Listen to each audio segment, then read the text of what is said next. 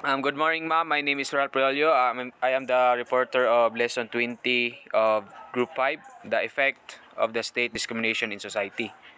The state's treatment of LGBT individuals intensifies discrimination on the basis SUJI within Philippine society and social institutions. SUJI means sexual orientation, gender identity, and expression.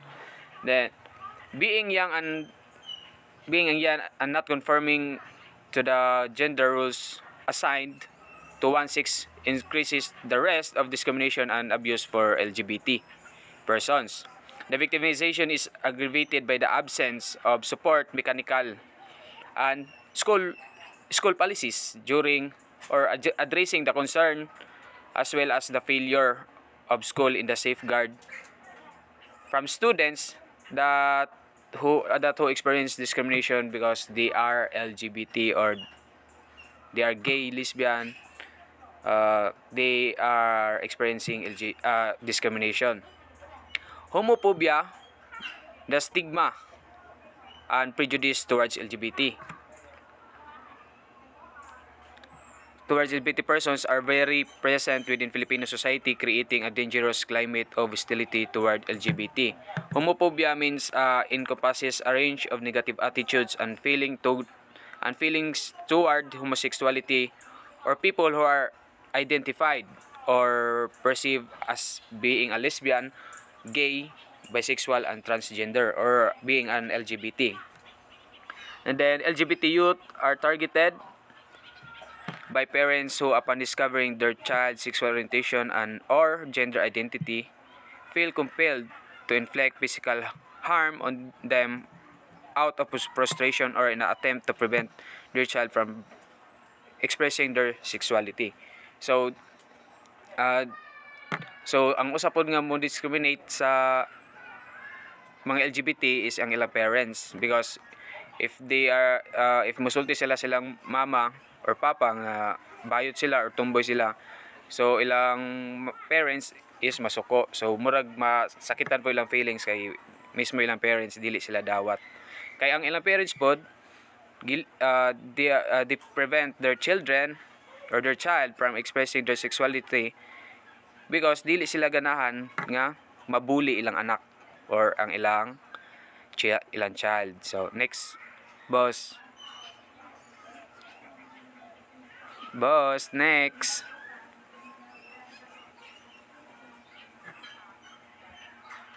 And next is the discrimination by the Catholic Church.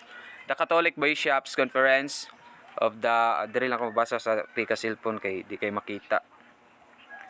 And then the Catholic Bishops' Conference of the Philippine, or the CBCP, is Episcopal Commission on Family and Life, or ECFL, has been fervently demanding the Congress for the removal of sex gender, sexual orientation, and gender identity.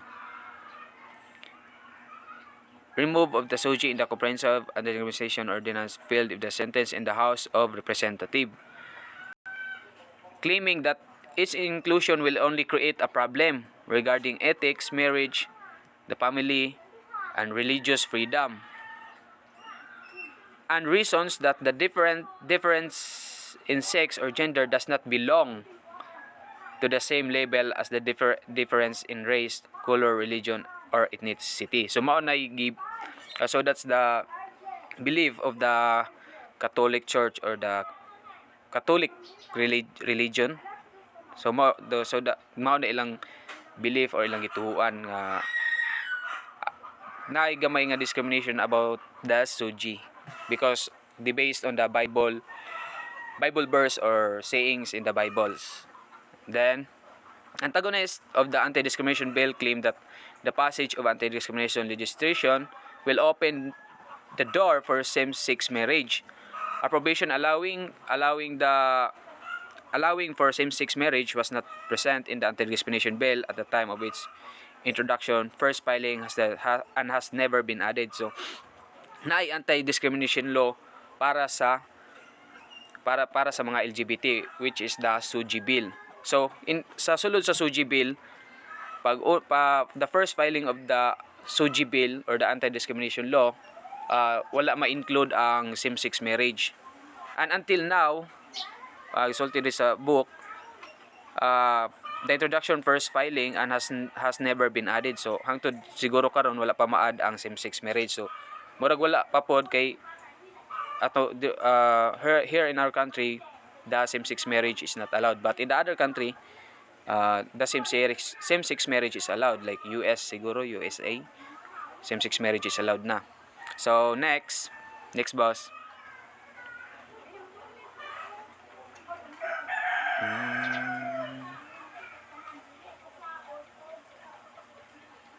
Boss, next.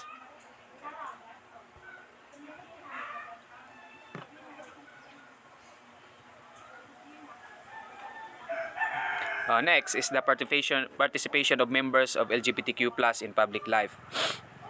Article 25 of the Convention provides for the right of each citizen to participate in the public affairs, to vote, to have equal access to public service in the country.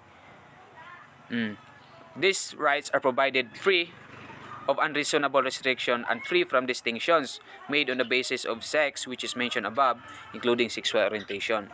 So the LGBTQ+ members or the LGBTQ+, they have also rights to be treated as equal.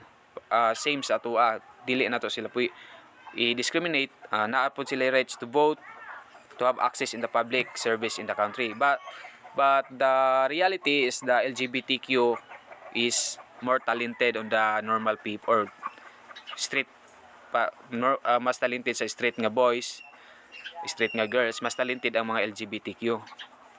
So mao na reality. And then these rights provides free and unreasonable restriction and free from distinction made on basis of sex, which as mentioned above includes sexual orientation. So mao na ang keyboard pasabot sa participation members of LGBTQ+ in public life. So next boss. Mao na ni last boss no nga slides.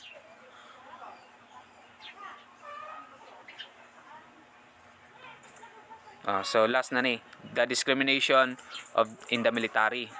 Philippine military and the police are adhering the non-discrimination clause of the Philippines Constitution Article 2 and the ICCPR by its declaration of openness to admit gays, lesbians, and bisexual persons in military and police services. So gi-adhere ang mga LGBTQ+ na musulod sa Philippines Constitution, sa military, sa police services. The generalized negative stereotyping of LGBT persons in the misconception that persons SUGI are most evident common position of the AFP, PNP, and PMA towards gay and effeminate behavior.